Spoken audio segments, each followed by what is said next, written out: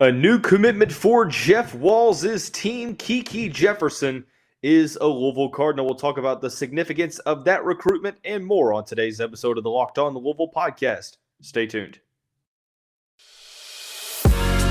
You are Locked On Louisville, your daily podcast on the Louisville Cardinals. Part of the Locked On Podcast Network, your team every day.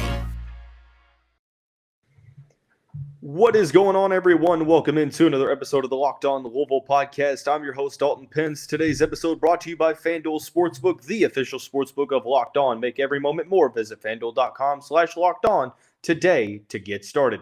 Joining me to talk a little women's basketball is my good friend, host of the Off the Walz podcast, Brian Trent. Brian, how we doing today, man? I'm doing pretty good. It's like I haven't talked to you in forever, or 5 minutes ago when we finished recording my episode. So the backstory is we literally just got done recording an episode of Off the Walz, and I was like, why don't we just record a Locked On Louisville episode as well? And well, alas, here we are. So big news on Monday. Kiki Jefferson is a Cardinal. We'll talk about the significance of the James Madison transfer coming to the Ville. We'll also talk about now what does Louisville need to do to fill out the roster position-wise. And then to conclude the show, we'll have a little bit of a discussion talking about prioritizing the transfer portal over traditional high school recruiting.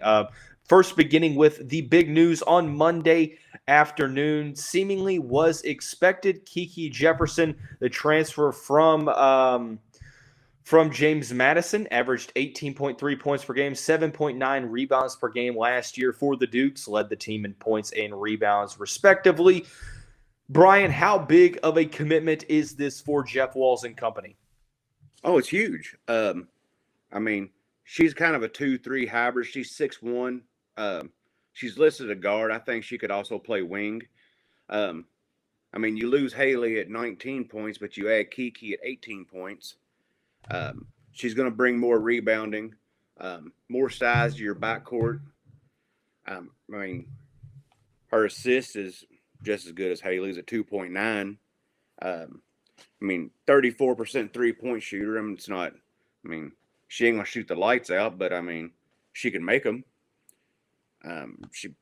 She's averaged 29, 30 points per game her whole career at James Madison. So, you're going to be able to get some run out of her. Yeah, this is a player that I think brings the versatility that Louisville is looking for. We talk about positionless basketball, and we talk about, what a possible role that a player will fill. I think that Kiki Jefferson's versatility really gives Jeff Walz a lot of options of how he can address the portal now moving forward. We'll talk about that in the next segment, but I think her size, being 6'1", averaging over 7 rebounds per game. She's listed as a guard, but I will probably go and believe that she is probably going to play the wing position as well. Really just kind of depends on how Walz fills out the roster. But I think that versatility gives you, now the opportunity to exhaust all options. I think that versatility allows you to utilize other players in different ways. Could we see Marissa Russell, Alexia Mobley start at the wing position? That's a conversation to be had. Does Kiki project more of a wing and Walz brings in another guard? Who knows? Does Lily Love now slide into a starting role? Regardless, Kiki Jefferson, a player of the year, well, actually the player of the year in the Sun Belt Conference this past season. And we talk about replacing Haley Van Lith, and rightfully so. But I think for Jeff Walz, it's about getting better regardless. And I'm going to say this. I'm going to ask you, would you rather have Haley Van Lith or the combination of Jada Curry and Kiki Jefferson? The combination. Yeah. I think the combination of Haley, let's not undersell it. Losing Haley is a big-time loss. But I also feel like people are talking about Haley Van Lith as a top 5 player in program history, and I don't think it. I don't think she's top 10 respectively. I think she's probably top 15. This is no disrespect to her, but I think you're disrespecting other players that have come and gone in this program by suggesting that she's top 5. I know that she's done a lot in, in the tournament, but in terms of, this season, she carried the team offensively, easier said than done, but defensively had some struggles, didn't necessarily shoot the ball well from behind the arc. You have to think that if you were given the opportunity to go with the Sun Belt Player of the Year and a player in the Pac-12 that averaged 16 a game, or Haley Van Lith, I think you would see more people probably choose the combination. Yeah, I think while Haley was a fan favorite, everybody liked Haley. Everybody liked her game, the Mamba mentality and all that. I think everybody saw her put the team in a few positions that she didn't really have to because she thought she had to do it all herself. And you saw a few bad shots from her, a few where she dribbled into double and triple coverage when she didn't have to, when she could have just passed the ball. I think it was just there was a lot of bad decision making on her part. While she played great pretty much the whole season, there was also some bad decision making you could have found in pretty much every game that she had. And, I mean, for a 5'7" guard, I mean, she wasn't a very good passer. She's more of a shooter, she wants her offense. I mean, she wasn't a great passer. Yeah, I mean, Haley had her flaws as a player, but I also think that, she brought a lot of great things to this program. She brought that swagger. She brought that toughness that I'm not going to let you intimidate my teammates, and you can't replace that. But also, there's a lot to be said about having to be the number one consistent scorer and facing every defense's best matchup. So I will give her credit there to still average nearly 18 points a game as pretty much the one consistent scoring threat for Louisville this past season. But I think you're right. I think that defensively there was a lot to be desired at times. I think that she tried to do too much at times. Granted, high usage, there are going to be some turnovers. So not dissing Haley. So I hope the listeners don't take this as we're not saying that Haley's as good as advertised. I mean, Haley is a very, very good player, and obviously losing Haley is tough. But I think that what we're trying to get the point across is that next season is not over because Haley Van Lith is gone. You bring in 2 of the top 10 transfers in the portal, according to ESPN's women's college basketball bracketologist, Charlie Cream. Kiki Jefferson is the 8th best recruit in the country, portal member in the country. I think that the main thing that really encourages me about this recruitment, Brian, and this commitment, I should say, is number one, the 3-point shooting, over 30% shooter for her size, but also the attention to detail when it comes to rebounding the basketball. Nearly 8 rebounds per game. Granted, you're going to play against better players than you did when you played in the Sun Belt, but I think that Jefferson is the type of wing/2 guard that Jeff Walz has been looking for. Can't really call Inksler a guard, but the type of player that Inksler was, did a lot of things very, very solid. Oh, I completely agree. And then you get into Jada Curry, too. I mean, she's over a 30% three-point shooter, 15.5 points. I mean, 3.5 rebounds isn't too bad for a 5'6" guard. No, not at all. 3.5 assists a game. So, I mean, you're adding good assist numbers from both of them, and decent rebound numbers for Jada Curry for her size, and I mean, really, really good rebounding numbers for Kiki Jefferson at 6'1", averaging 7.9 rebounds a game. I mean, there's a lot of 6'2", 6'3" players that don't average 7.9 rebounds per game. That's very, very true. I mean, I think that the additions of Curry, Van Schaik, Love, Jefferson, both are going to fill a role that Louisville needed to address in the portal. Let's now take this time to go into the next segment, talk about what Louisville's going to do or should do with the final spots. We'll do that here in just a second after we talk about our friends and the title sponsor of the show, FanDuel. Grand slams, no hitters, and double plays are back. There's no better place to get in on the MLB action than FanDuel, America's #1 sportsbook. That's because right now new customers can step up to the plate with a no-sweat first bet up to $1,000. Just go to FanDuel.com/lockedon to sign up. Place that first bet and get up to $1,000 back in bonus bets if you don't win. A lot of great bets from Aaron Judge home run totals, a pitcher to go over on strikeouts, so on and so forth. Don't miss the chance to get a no-sweat first bet up to $1,000 when you join FanDuel today. That's FanDuel.com/lockedon to sign up. FanDuel, the official partner of Major League Baseball.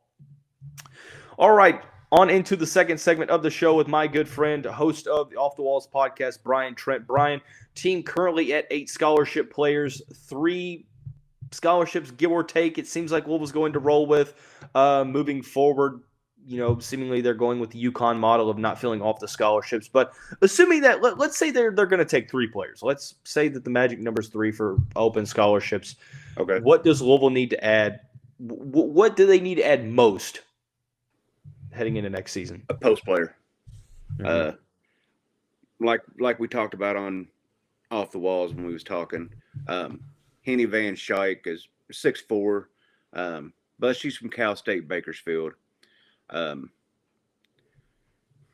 I said earlier, I don't want to do this comparison, but Josie Williams came in with a lot more accolades in her conference and in her school than what Henny had at her school and in her conference.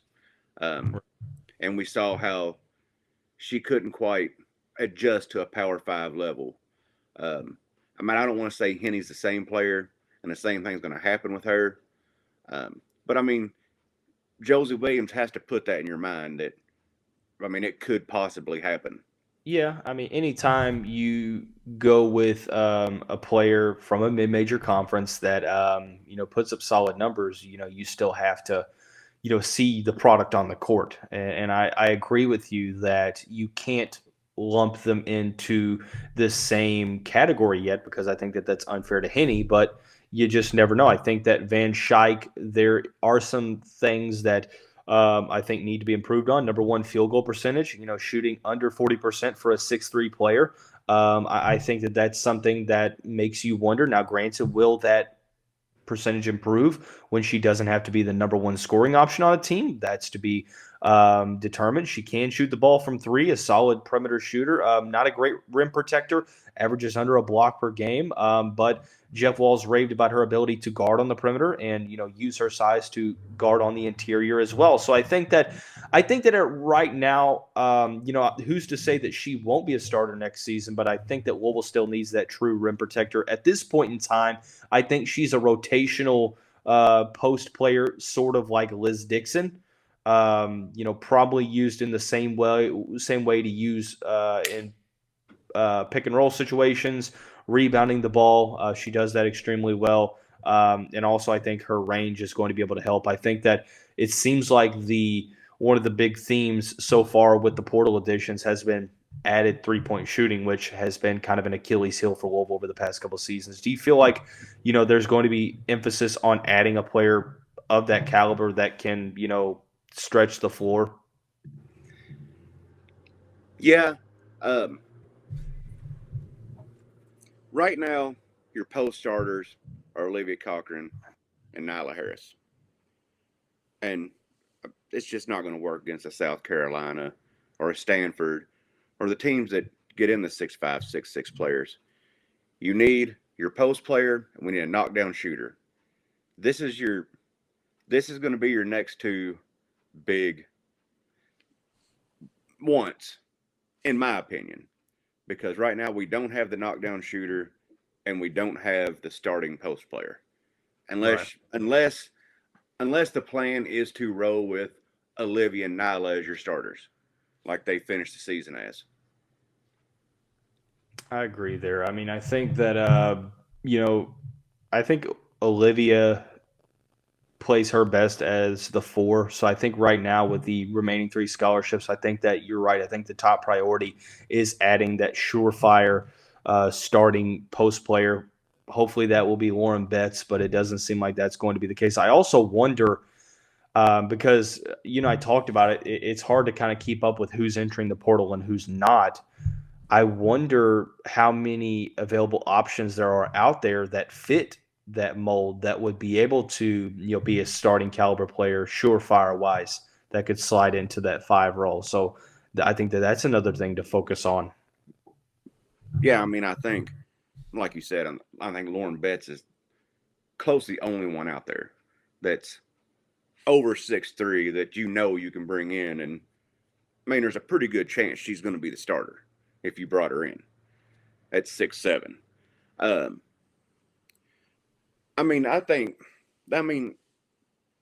Henny's good for depth in the front court, but, I mean, from, I guess, everything that we're hearing and stuff, I mean, it seems like we're going to roll with Olivia and Nyla starting in the post for us next year. I mean, from everything that all the rumblings around. I think that, because I haven't really seen us linked to any other post players. That's true. And that makes you wonder, because it seems like one of the common themes for, South Carolina, for, LSU, with Angel Reese being 6'3". Even Iowa had some size. It seems like Stanford. I mean, one of the big issues for Louisville in the past however many tournaments. I mean, you talk about Aaliyah Boston in 2022, Cameron Brink and company in 2021. Louisville has kind of struggled with that size. So I think Henny Van Schaik, I like the addition there. But you wonder if Louisville needs to continue to add to that, because, even with Olivia Cochran defensively, they've struggled. And this is nothing against Liv at all. But, Olivia is 6'2" and not a true rim protector. So you wonder if Walz looks to go out and get that rim protector, but at the same time, to play the devil's advocate, are there those caliber players out there? So would you be against him just with these last 3 spots, just saying, you know what, I'm going to go best player available. I don't care what position they are. I'm going to go best player available to try to increase the ceiling, and then we'll figure out the fit later. I think it depends. With you bringing in Kiki and you bringing in Jada Curry, that's 33 and 34% from 3-point range. I mean, I would like to see a player come in here that shot 37, 38, 40% from 3-point range last year. We don't have that on our team right now. No, there's going to be nobody on our team that shoots that. And yeah. Granted, I would probably argue that there are not that many in college basketball, regardless, that do that on a volume type production. So, I mean, I get that, but at the same time, it's kind of like the true post player thing. It obviously is a need on paper, but is there, an avenue to go get a type of player like that in the portal? Like I said, and I think that goes back to not necessarily knowing who's all in the portal, because I don't necessarily think there's a great, collection of data from one site out there. No, it's very hard to navigate the women's basketball transfer portal for sure. I think one answer to that is your rim protector next year is Alexia Mobley. I mean, she has the vertical. She has the high basketball IQ. She gets off the ground quick. I mean, I've watched her in practice before, and when we had media day 2 years ago, and we was watching practice, I mean, she was on the scout team because she was redshirted, and I mean, she probably had 10 blocks in that practice. Do you think that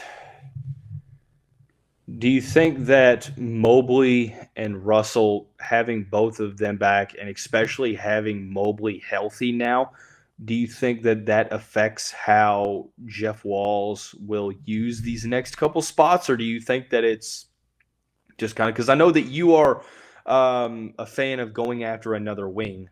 Is this a situation where you feel like maybe you want to add a little bit more veteran presence to a group with Mobley and Russell, or do you think that they might go trying to address guard depth? I think if you want to use Kiki Jefferson as that 2-3 hybrid, I don't think you have to add a wing. I think you can go with her, Marissa Russell, right, and Lex right there at that hybrid position, wing position. I think you can go more guard shooting and post depth, right. and leave the wing alone now if you can, because I know I said that on when we was doing my show, but then as you keep talking about, Kiki being 6'1", and I mean she's pretty long, and she could be that 2-3 hybrid. I think she could add that depth there. I agree. Then you have Jada Curry, Lily Love in the backcourt. And I mean, you could also use Marissa Russell in the backcourt, and you could use Kiki Jefferson in the backcourt. I think those two are your interchangeable pieces, Marissa Russell and Kiki Jefferson. I think Alexi is your wing. Right. She's the only true wing on our team because she's long, she's athletic, she can shoot, she can jump, she can rebound, she can block. She's the only true athletic wing on our team. So if you can use Kiki Jefferson and Marissa Russell as that hybrid interchangeable piece, I think you could go guard, shooter, and post to fill up the roster. I mean, I definitely agree with all those points. And that kind of now allows us to go into the next talking point, and that is high school recruiting versus the transfer portal recruiting. Before we do that, I want to thank you all again for making us your first listen every day. Every dayers tomorrow on the show, or really maybe even today, depending on when I record this. We're going to talk about Jeff Brom potentially adding to the portal. We'll talk about a new offensive line commitment and some possible linebacker possibilities for the team for next season. But thank you all again for making us your first listen every day. Final segment with my good friend, host of the Off the Walz podcast, Brian Trent. Brian, 4 returners for this year's team. Most notably, obviously, you have your transfer portal players that have left, players that have graduated, but pretty much all but one of the players from the 2022 class have transferred. No commitments in the 2023 class. You and I have talked about this. Do you think that with the way the transfer portal is now in the college basketball landscape, that it's smart for Jeff Walz to prioritize the portal over high school recruiting? I think it is when you get out of the top. I said top 15 to 20 earlier, but I'm going to say top 20 to 30. Once you get past 30, I think you can almost prioritize the transfer portal over high school recruiting when you're at the higher Power 5 level, when you're a Louisville, UConn, Syracuse, Stanford, Iowa, LSU, when you're that level. I mean, I think that opens up more high school recruiting for your really high mid-majors and your lower Power 5s. I think you're going to start seeing more of the 50s, 60s, 70s going to those places instead of coming to a Louisville, sitting the bench 1 year and transferring.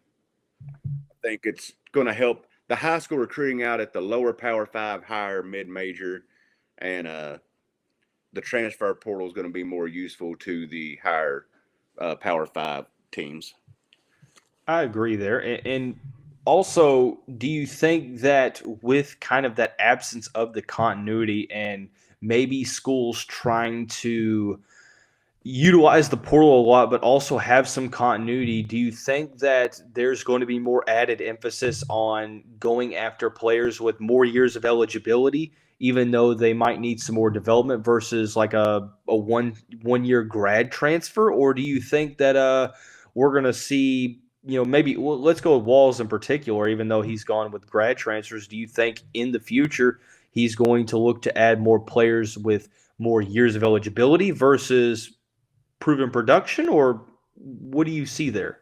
Yeah, I'd like to get more Jada Currys and Lily Loves in here. That's going to be, maybe 2 or 3 year players. I think the transfer portal now is where you're going to find your Kiki Jeffersons, your ones that was the 60s, 70s, 80s that you might not have recruited out of high school. Let them go win, Sun Belt Player of the Year or Colonial Player of the Year or whatever. Sun Belt Player of the Year. Whatever they go to, and then let them, get a year or 2 under their belt. And then once they go in the portal, then you take them. I think that helps that out more is those higher mid-major, lower power fives get those players. They get to prove themselves. They enter the portal. Then they come to a Louisville or a South Carolina or a Stanford or a LSU or a Notre Dame. I agree there. Well, Brian, obviously good to talk women's basketball with you. One of the best women's basketball analysts in the city of Louisville. Obviously big news of Kiki Jefferson committing, not recruiting. Hopefully now turning around and recruiting for Louisville, but committing to Louisville. Top 10 transfer according to ESPN. Talked about how Louisville can fill out the remaining spots and high school versus transfer portal recruiting. You can find Brian in his Twitter handle below, Off the Walz podcast. All the state of Louisville work from those guys over there.